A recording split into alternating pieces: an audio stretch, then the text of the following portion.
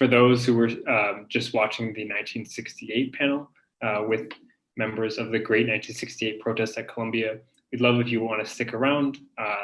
This panel is going to be about the economics of higher education. We're going to talk about the question that a lot of people have been discussing recently, which is that of student debt cancellation and how student debt cancellation fits into the larger picture of an affordable education for all.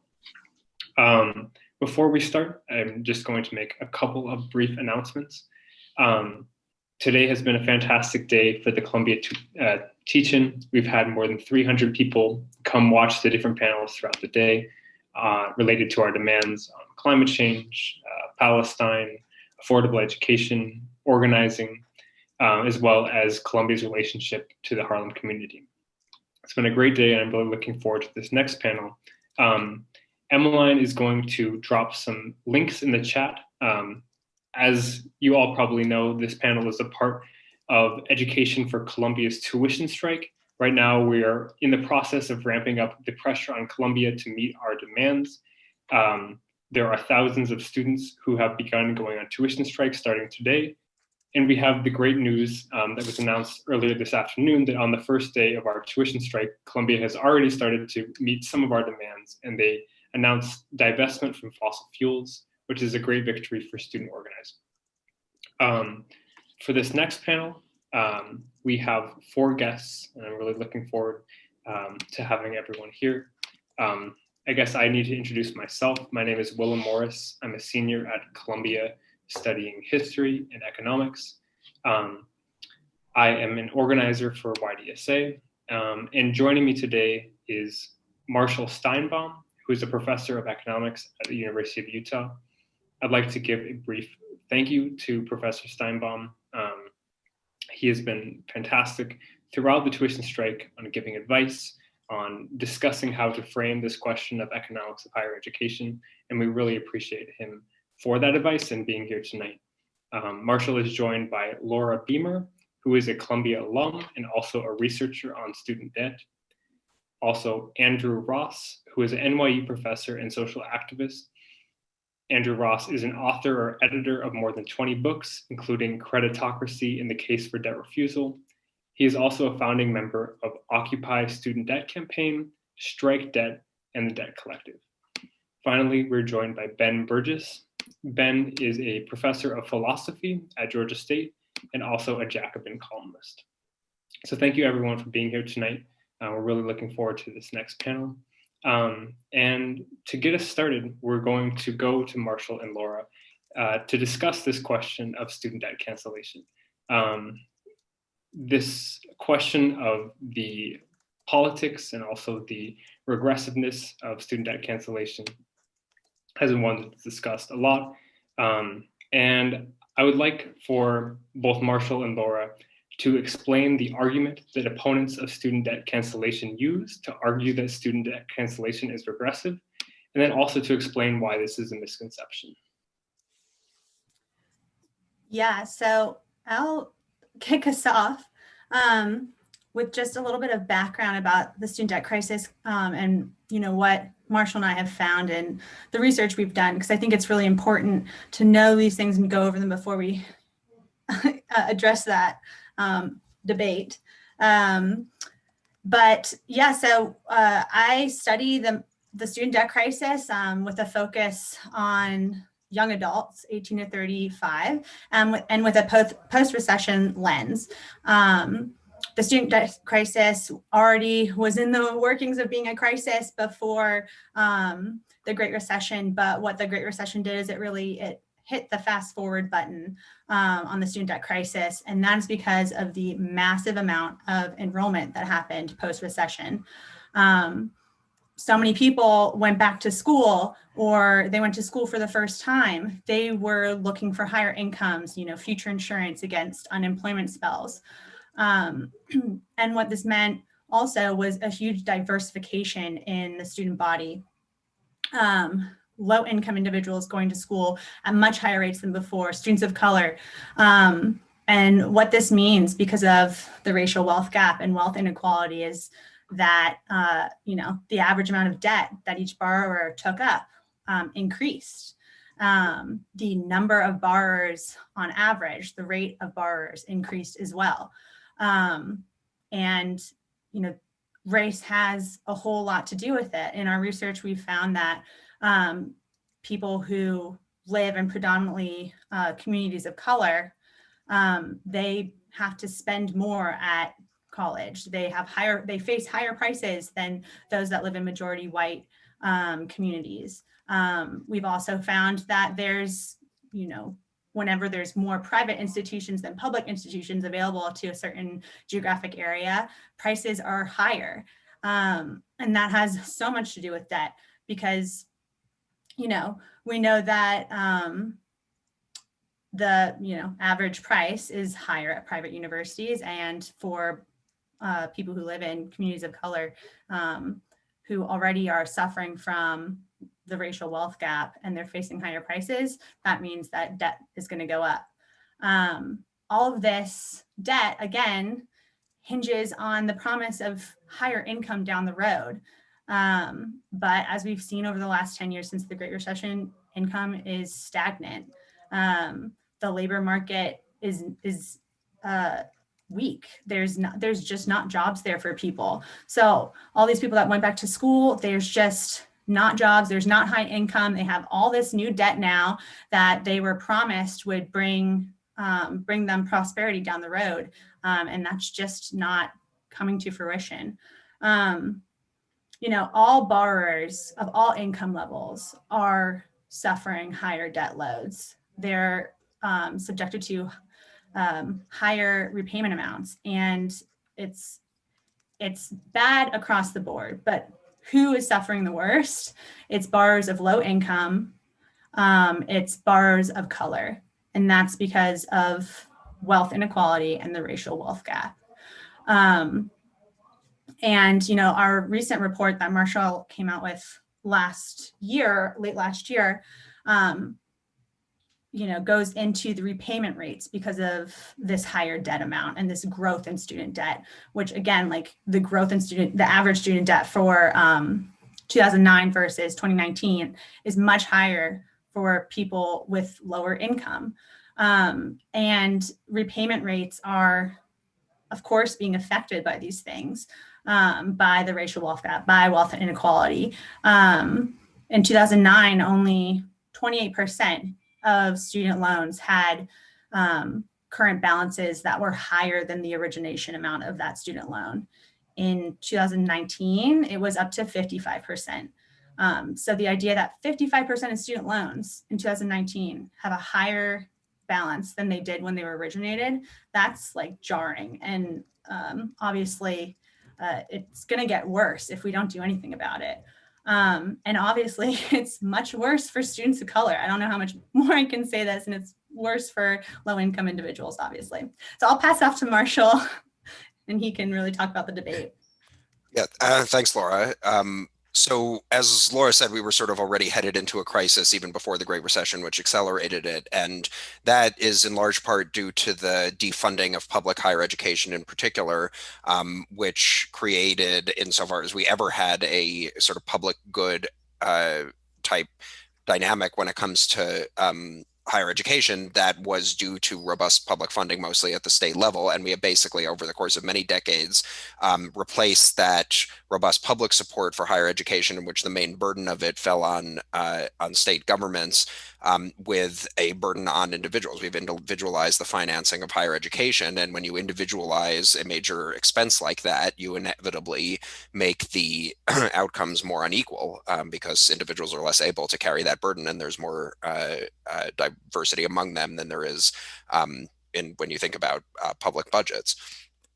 So I think we have to understand the student debt crisis is arising from a decades-long privatization, as well as from a 10-year-long or 15-year-long sluggish recovery from the Great Recession and the labor market dynamics that sent a lot of people back to school or to school for the first time to get more degrees than they would otherwise have gotten. I called that phenomenon credentialization of the labor market, where essentially it takes more degrees and therefore more student debt to get a given job.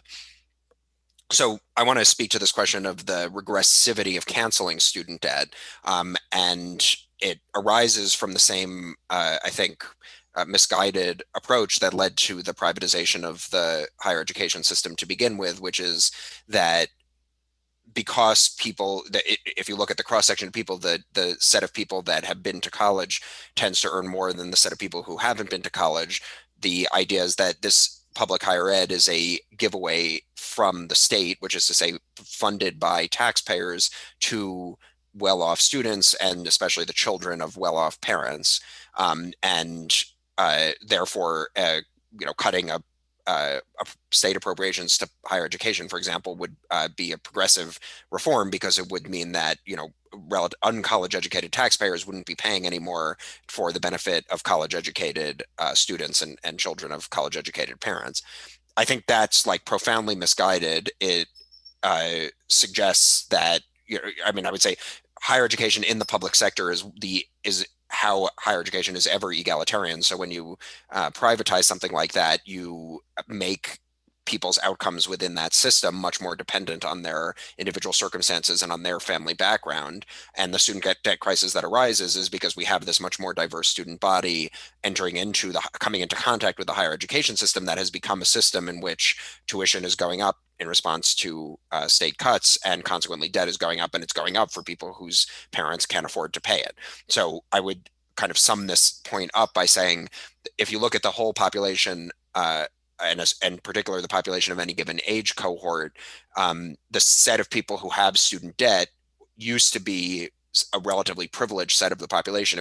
Because that would be people who went to professional school, that had higher tuition and required debt to complete it. And the people who didn't have student debt is the rest of the population, which is to say less well off than the people who have it. Nowadays, if you look at the population, especially of younger age cohorts, the set of people who don't have student debt is the people whose parents had the means to help them through higher education, because the experience of higher education has become more or less universal. And what varies is whether you need to take on debt to pay for it or whether you can rely on your family. So why is student debt cancellation progressive? I think, I have said this many times, and I think it's basically indisputable. We've seen this in the credit reporting data that Laura and I have analyzed, as well as survey data from the Federal Reserve. The student debt to income ratio is highest among people with the lowest incomes. So higher income people who have student debt tend to have a higher dollar amount of student debt than lower income people who have student debt, but the share of their income that the debt of lower income people carry is higher, and that means that canceling it would make the income distribution or the wealth distribution more equal, more egalitarian, because you're giving relatively more help to people nearer the bottom. The argument that it's regressive relies not on these ratios of student debt to income, but rather on the dollar amount. That is, canceling student debt would cancel a higher number of dollars of debt of richer borrowers than poorer borrowers. That's not how we measure regressivity in general. And it would mean that, for example, a flat tax is a progressive tax. The whole point of, or like Herman Cain's 999 program of property taxes, sales taxes, and income taxes, all of those types of taxes that we normally understand as being regressive taxes collect the same share of income, or even or the same share of income from high income people as low income people, which means a higher number of dollars from high income people than lower income people. And yet we would understand a move to a regressive tax system like that as making the income distribution more inegalitarian, because it would shift the burden of taxation away from the rich and towards the poor. Basically, that's what we've done by privatizing the higher education system. We've shifted the burden of supporting the higher education system from taking that burden from the rich taxpayers and giving it to the poor students, more or less. And canceling student debt would therefore be a progressive transfer, because it would be a reversal of that regressive shifting of the burden of higher education to individuals. So that's my claim, that student debt cancellation is progressive. Yeah, that's really helpful. And thank you so much, both of you, for being here today. And we're going to come back to this question later on in the panel of the political feasibility of debt cancellation and the best way to move forward with this. But first, I'd like to move to Andrew. And Earlier on today, we had another member of the debt collective, Astra Taylor, come and speak. But Andrew, if you could please explain the history of the debt collective and the theory behind debt collective, and also just because we're here for a tuition strike, just if you could speak about the power of collective action and direct action in taking action against something like the student debt crisis. Yeah, sure, Willem. Hello, people, and thanks to all the attendees for giving up part of their Friday evening. Very precious time. First of all, I want to say I'm bringing solidarity uptown from NYU, which is an institution that has a lot in common with Columbia. Both campuses sit on the traditional homelands of the Lenni Lenape peoples, which we must acknowledge here. Neither of these institutions pays taxes on these lands. Both of them have graduate employee unions that have had to fight tooth and nail for contracts, and they're still embroiled in the contract negotiations. And both colleges are major players in New York's real estate economy, and they have a history of ignoring local community sentiment about development in neighborhoods that are vulnerable to rent inflation.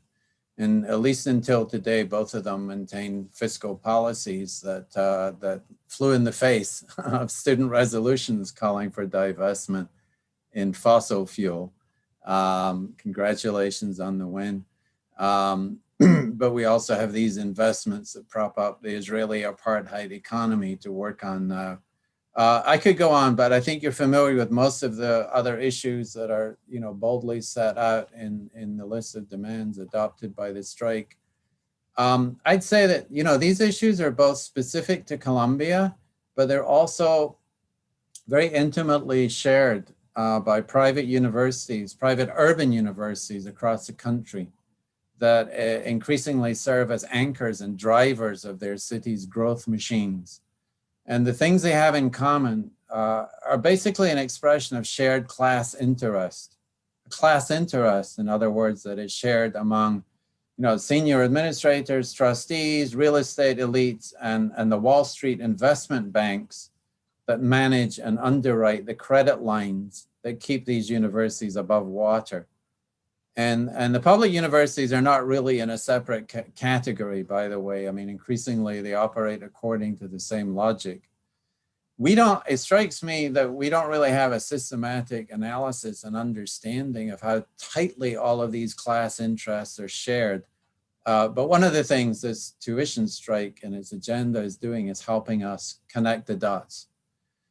To get a fuller picture, we need more financial literacy, which, like it or not, all of us need in an increasingly financialized society. And as we know, the language of finance is often very esoteric and impenetrable to outsiders, which is the intention, after all, to exclude and then to swindle the outsiders. And finance is also very heavily dependent on mystique.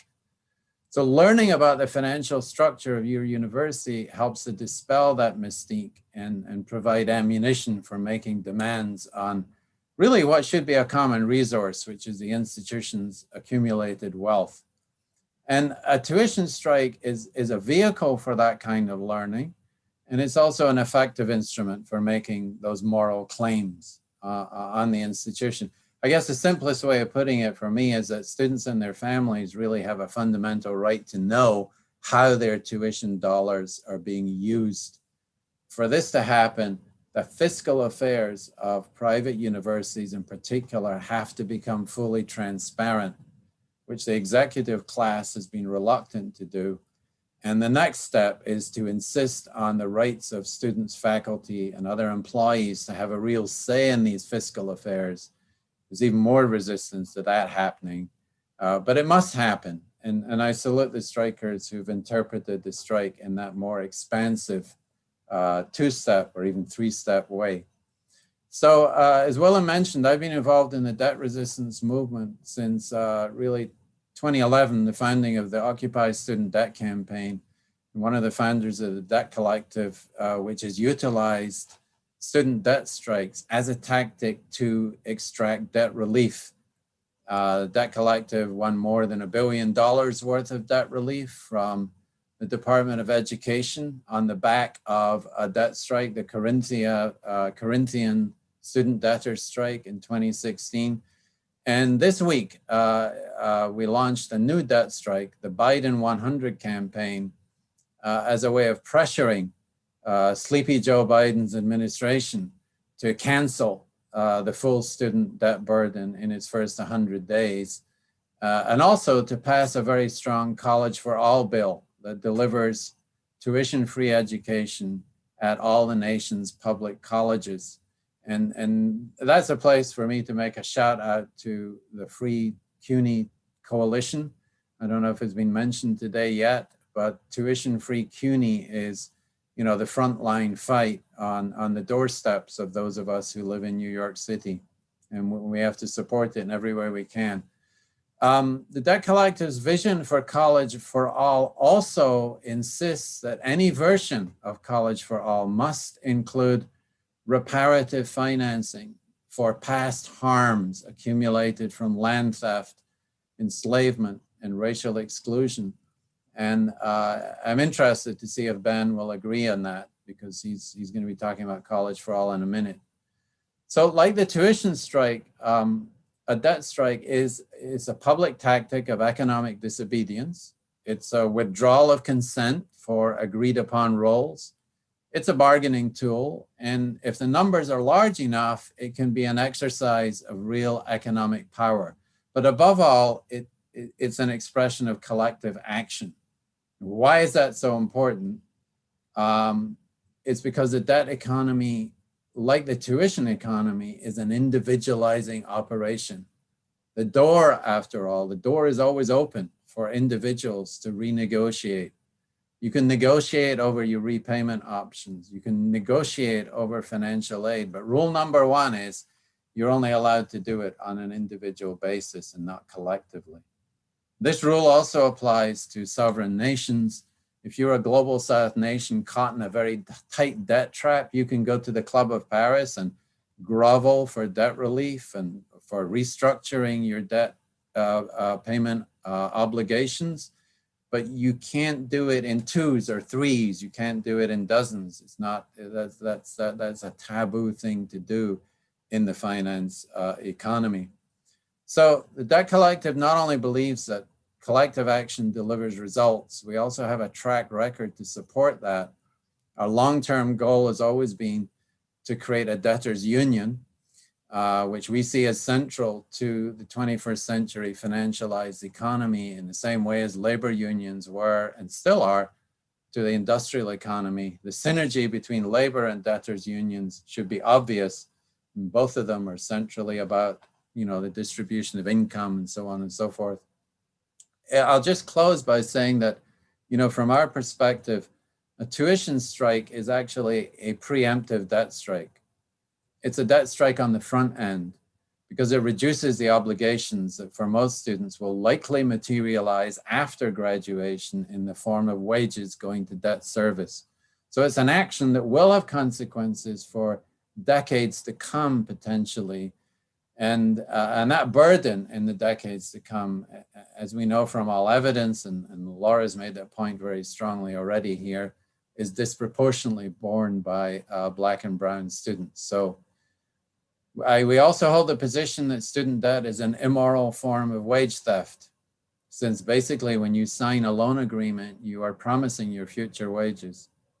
The material impact of a tuition strike then is to claw back some of that stolen income and exercise our political and collective power to do so. We only have economic power if we act together.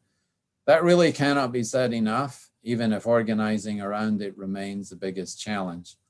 So I just want to close by inviting folks on this Zoom call to join the debtors, the Debt Collective and our Debtors Union. We also have a New York City chapter of the Debt Collective in formation, which I also invite you to join.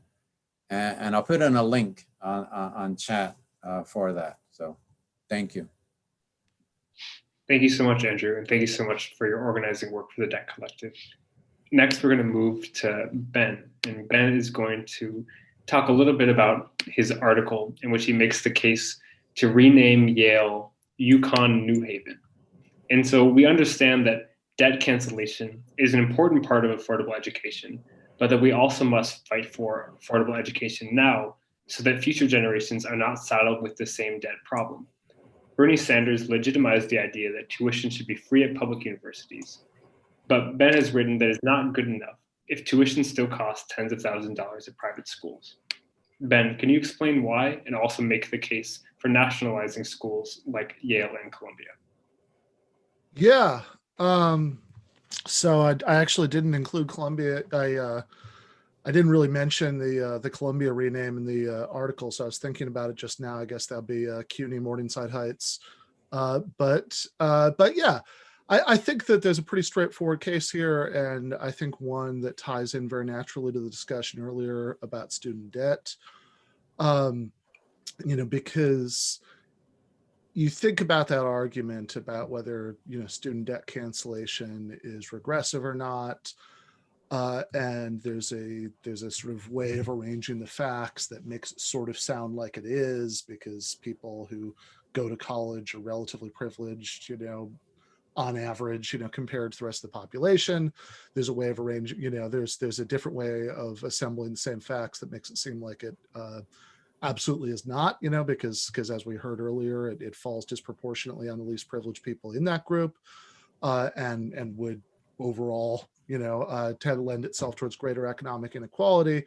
And I think that second argument is important, but I think there's also an important issue of principle, which is that even if it was the case that only people who come from relatively privileged backgrounds were taking out student loans, or only people maybe who would be doing well later in life, I think we should still support student debt cancellation in that hypothetical. And understanding why, I think, fits in very nicely with the idea that of abolishing university tuition in general.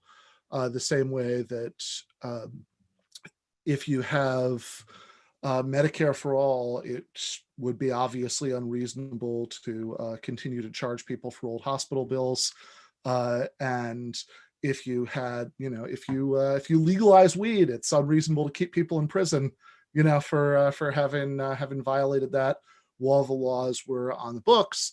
And I think there's a pretty direct parallel here. If you think that higher education should be a public good, that it's not something that should be treated as a commodity, it's not something people should be charged for, then it's, as a pretty straightforward matter of principle, nobody should continue to be charged for it by paying off student debt. And then the question is, are we just talking about public universities, which is what Bernie Sanders talks about for the most part when he talks about ending university tuition, or are we talking about universities in general? So, and I think thinking about that, I think there's a suggestive parallel between the healthcare debate and the debate here, because the equivalent for healthcare of just abolishing tuition at public universities while keeping private universities that continue to charge tuition wouldn't be Medicare for all. It would be the public option that until recently the newly inaugurated president pretended to support. And I think that some of the same considerations that would lead the left to support going all the way to Medicare for all, not just having a public option, but having a public monopoly in health insurance, would also apply here. That the same way you don't want the kind of two-tiered system which we have now. Now the bottom tier isn't available to everybody, but we've got it anyway, where Medicaid exists.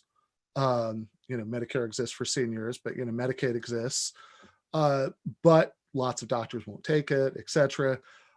You have different tiers of healthcare for rich people and for poor people, and for the same sorts of reasons that I think we should find that objectionable, we should also find the idea of different tiers of education for rich people and for poor people objectionable.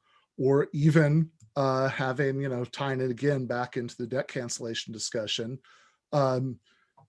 Sure, everybody can have that tier possibly if they can, if they can make their way in past the considerable disadvantages created by legacy admissions, etc. But if you come from a less economically advantaged background, you have to spend decades, with paying off student loan debt, that you might not have to otherwise. That seems similarly unjust. And I think that one way of getting at the kind of main intuition here is to think about what the purpose is of your Columbias, your Harvards, your Yales, your Browns, all of those.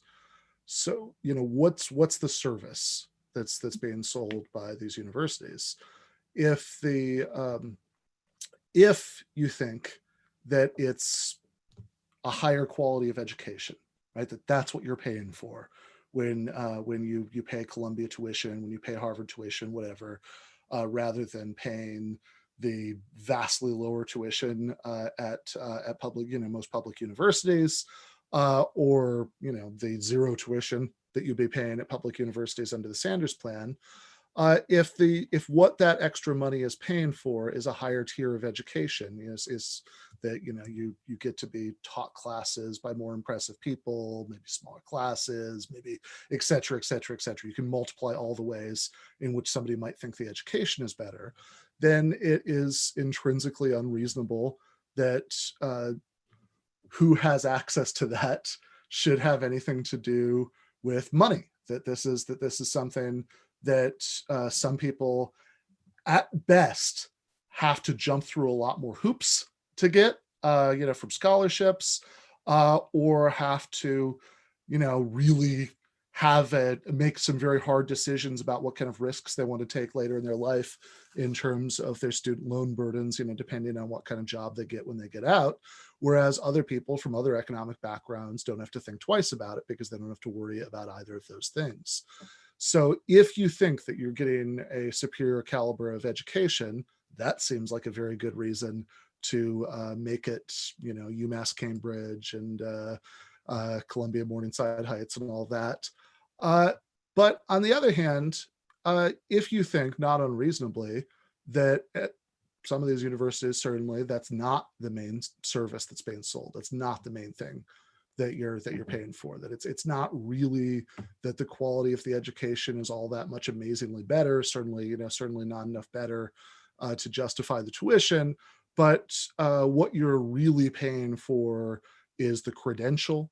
You're really paying, maybe for some networking, but certainly you're really paying to be able to say for the rest of your life that you went there.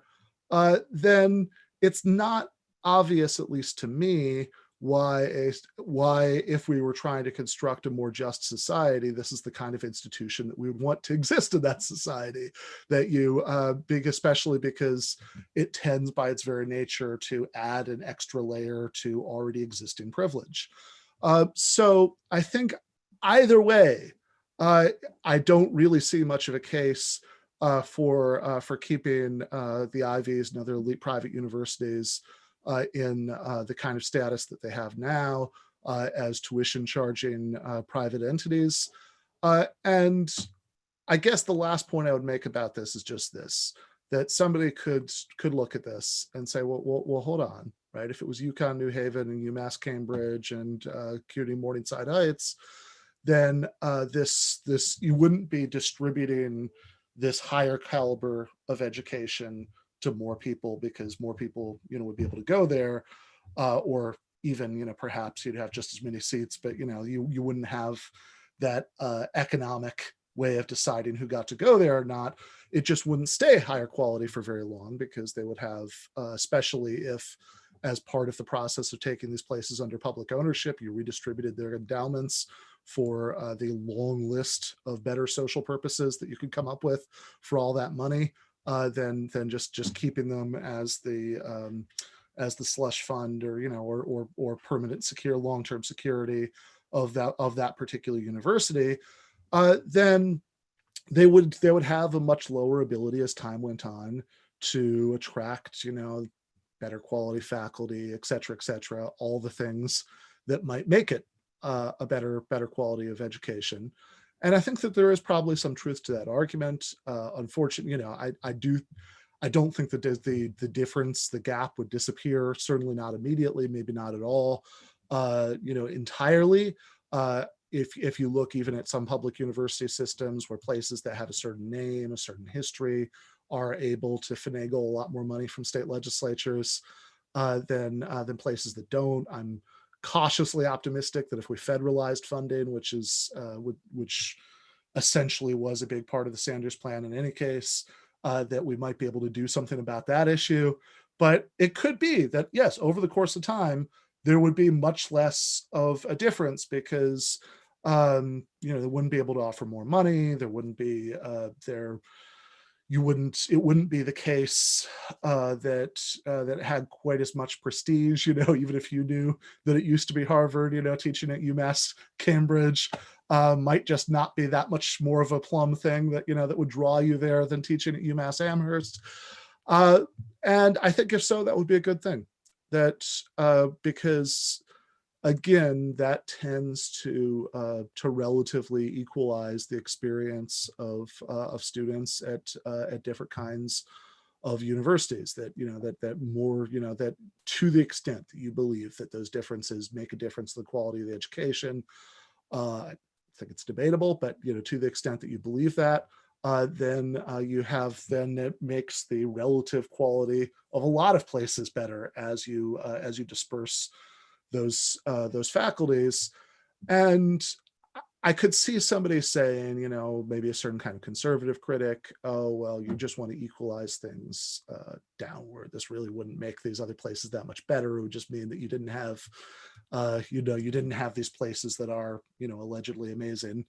And I guess to me, what that has to be balanced against is a couple things, but most obviously that the general program that it would be part of eliminating economic obstacles to pursuing higher education in the first place, which I should say, I do think we have to be honest about this. We can't treat as some sort of great victory over overall economic inequality. Because the value of a college degree in the job market, would go, it goes down the more people can get one. I think that we have to, the way to pitch this is that higher education is a human good that everybody should be able to have because it's valuable, even though its ability to give you a ticket to better jobs is going to diminish as more people have access to that good. Our program for helping people out at the bottom of the economic ladder should be different from that, right? That's the difference between leftism and standard versions of American liberalism. In any case, that we don't want to slightly tweak Eugene v. Debs. We don't want to make it easier for people. Our primary solution to economic inequality is not making it easier for people to rise through the ranks. It's rising the level of the rank. It's making it easier for people to rise with the ranks, to increase the position of people at the bottom of society. So I think that this, but that said, I also think that even though it wouldn't be a solution to economic inequality itself, having a system where access to higher education wasn't hindered for anybody by economic factors, where nobody had to make choices about whether to have access to the better or worse education by thinking about the economic consequences that they might be dealing with as they pay back all the money they borrowed for decades, perhaps, to go to the better places. I think it would still do quite a bit to unlock untapped human potential by people who don't right now pursue those educational opportunities at all. Because they know better, because they have that the reason why the germ of truth in this argument that student debt cancellation is regressive is that there are an awful lot of people from the bottom of the ladder who never bother in the first place because they know that if they had, they would have to negotiate all kinds of bureaucracy to just, to just figure out how to pay for the thing in the first place, that they would have to spend perhaps decades paying it off. And so ending that situation would also have this massive good of letting people have access to educational pathways, to career pathways that they wouldn't have otherwise. That doesn't mean that there'd be more people who would have these careers. That is the economic limitation of the argument. But it does mean that there are people who have them who wouldn't, who could make interesting contributions to society as a whole that they never make under the current system.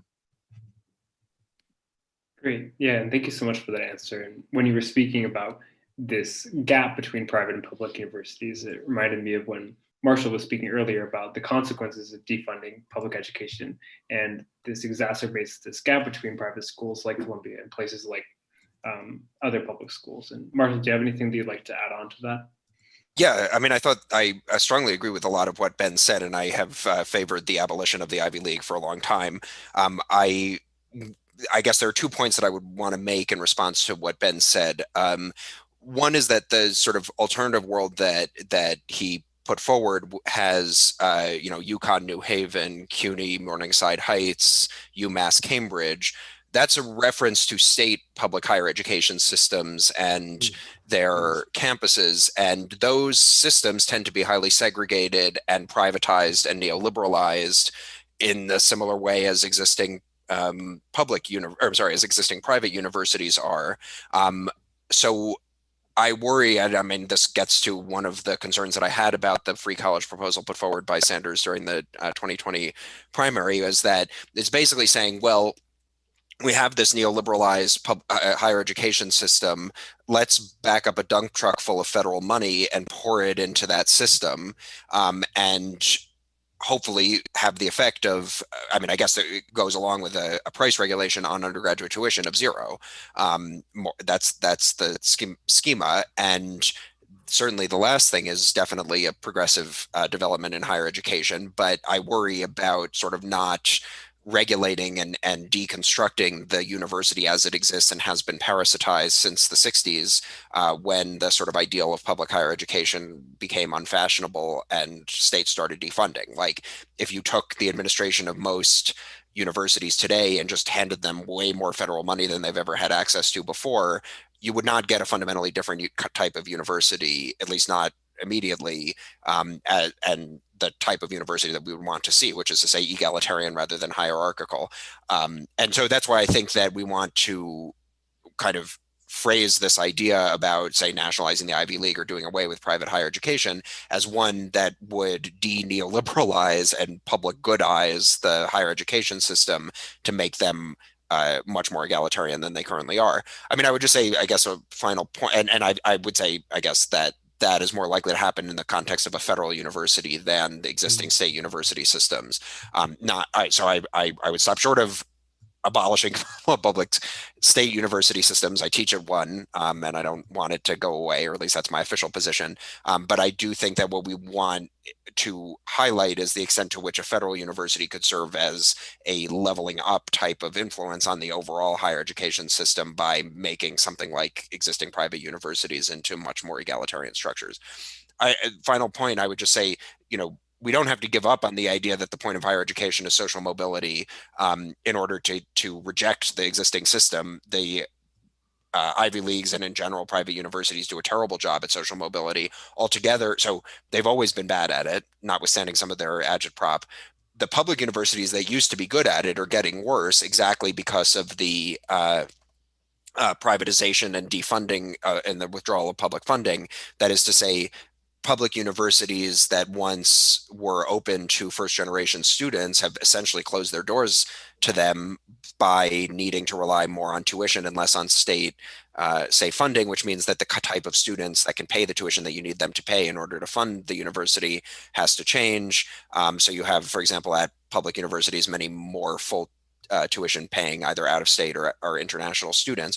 All of these things have made public universities into kind of simulacra of private universities. That's the direction of higher education altogether. And so I that's just kind of gets back to my initial point, which is, instead of saying not the private ones we have now, instead the public ones we have now kind of gives up too much in terms of the inadequacy of the entire higher education system and its reliance on segregation, on excessive reliance on tuition, and therefore on student debt. Yeah, I mean, I would say to my mind, the part and parcel of this proposal is like the core of it is the original Sanders plan to abolish tuition. So at least as far as that goes, that part of the objection is kind of pre-handled. But look, I agree. I agree with you. Like I'm very sympathetic to saying that I don't think that this is a panacea. I'm very sympathetic to saying that that after getting rid of tuition and getting rid of private universities, a further good step would be taking steps to considerably federalize public university systems. I think there's a lot to be said about this, but I think there's a lot to be said in favor of doing that. But to my mind, it's a related question, but it's a slightly different one. On the last point about social mobility, my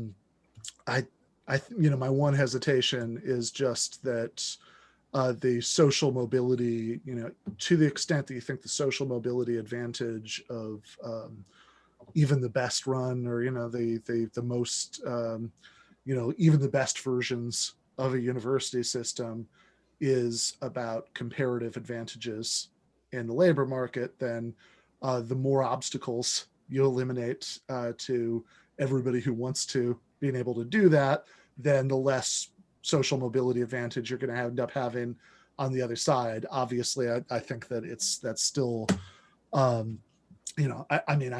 certainly don't think that's a reason not to do any of this, but I think it is something that, to be honest about this, that we need to, that we need to acknowledge. But then again, presumably on the left, we never really thought that the solution to poverty or the solution to economic inequality was primarily about mobility within a hierarchical economic structure.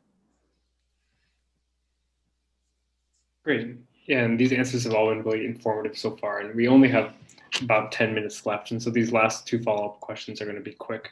But just one's for Laura and then one for Andrew.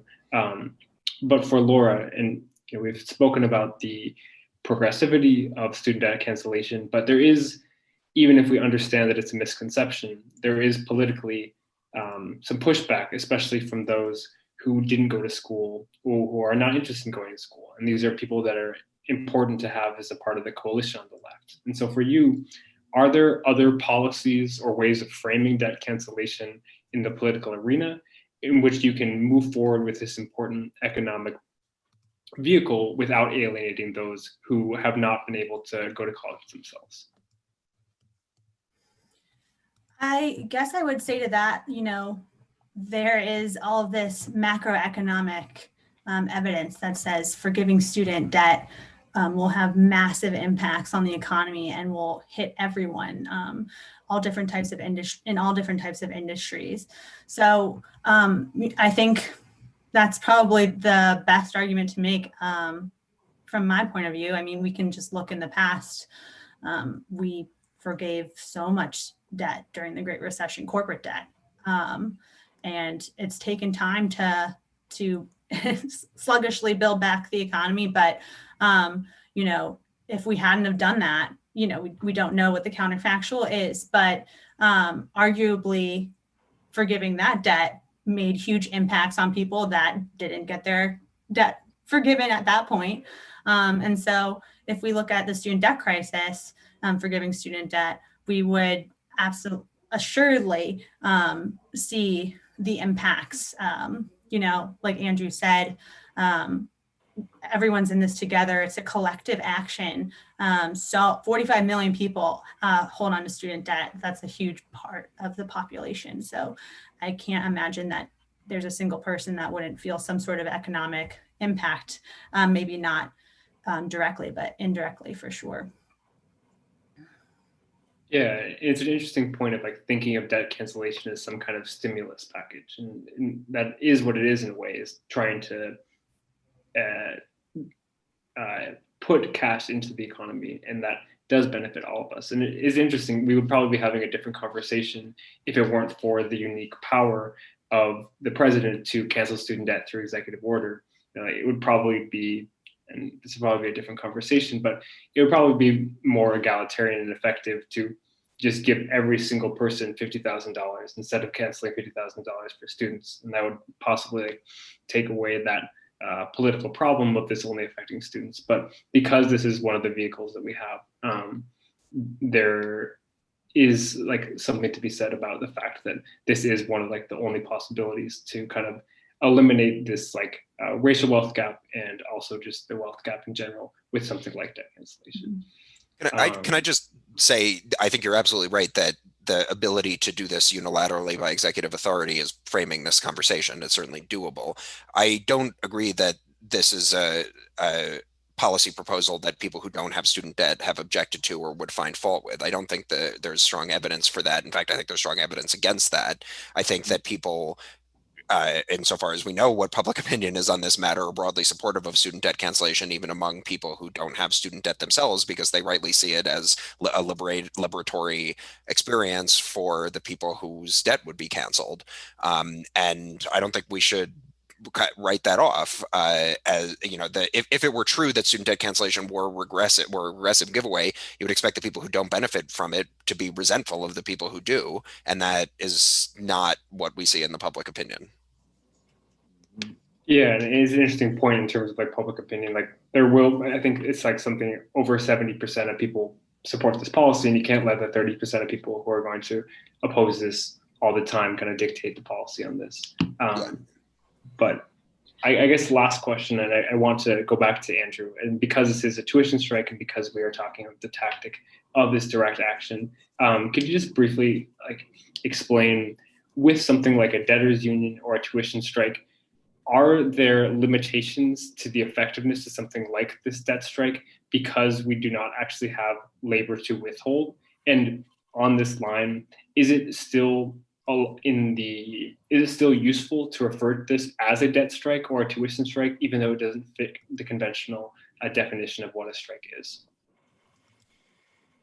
Yeah, I welcome that question. I mean, it's really what you make of it, because a strike can be used and interpreted in all sorts of different ways. And I think that the tuition strike, the Columbia one, is a case in point, because it's not just about tuition discounts. It's not just about the question of, can Columbia afford a tuition discount? I mean, that's a question that is really an insult to anyone's intelligence, because in what possible world could the answer be no? The additional demands are the pathways beyond that. And to my mind, the additional demands really speak to debts of a different nature than those owed to, bondholders or Wall Street banks. They are fundamentally social debts, and they're debts that are owed to one another. The labor policy agenda, these are debts owed to employees. The demands about obligations to West Harlem communities, to neighbors on our doorstep, and in respect to Palestine, of course, to communities that are very far away with an occupier's boot on their necks. Can Columbia and other universities be pushed to pay these social debts in the same way as they service the bondholders? It seems to me this is one of the big questions that the tuition strike has raised. You might ask, in the context of what happened today, why is fossil fuel disinvestment being the first and big win, and how likely is it that the other items on the agenda will be realized too? Why in a way was it easier to move the needle on fossil fuel divestment than it was on Palestine or the other issues? So even although initially I made a plea for more financial literacy for everyone, including myself, I always feel so deficient, even though I feel I've tried to educate myself and not an economist in these matters. The issues are not simply economic in nature. And I would also, thinking about the questions that Ben raised, the US, and here we have to take an internationalist view, the US is an outlier, not just because of the outsized role that student debt plays in household debt, but also because of the number of private universities and the role that they play in this state. There's no other country in the world where private universities proliferate and play a role like that. A lot of countries around the world, the private universities are illegal. So the US, again, is a big outlier, and the role that elite private universities play is not simply economic. It also has a lot to do with power. It's a lot to do with how this state exercises and reproduces its power, because these elite private universities are ways of, lubricating the networks of influence that supply and legitimate policy and influence in all sorts of ways. And, we could have a much greater analysis of that, but that's a much more a difficult nut to crack. I mean, to strike at that power, and much more difficult to understand in a way, because these networks are not at all transparent. Economic networks are easier to understand in some ways. But in general, there's nothing that makes me happier than to see private universities be rolled up under a public aegis. I think we're going to see a lot of that actually in the next few years. Some of the smaller private colleges that are unable to survive might get rolled up into the public system. And if indeed any version of college for all comes to pass, then once public universities are, very and eminently affordable, private universities will have to rethink what they do.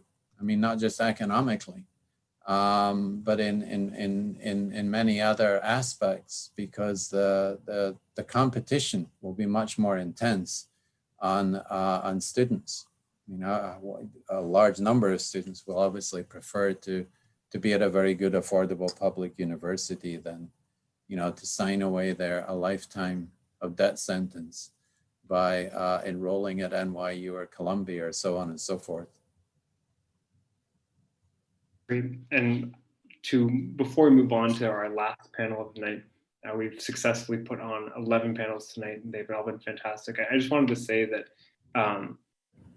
for all of our scholars and our activists and our organizers today, I have been, and all of us have been, admirers of your work, of your writing, of your material on social media for a long time. And it's just really great that you all took time out of your lives to help us as students, and to be in conversation with you has been just one of the best parts of this tuition strike, and being able to use this platform as a larger movement for education on these issues. It's really great.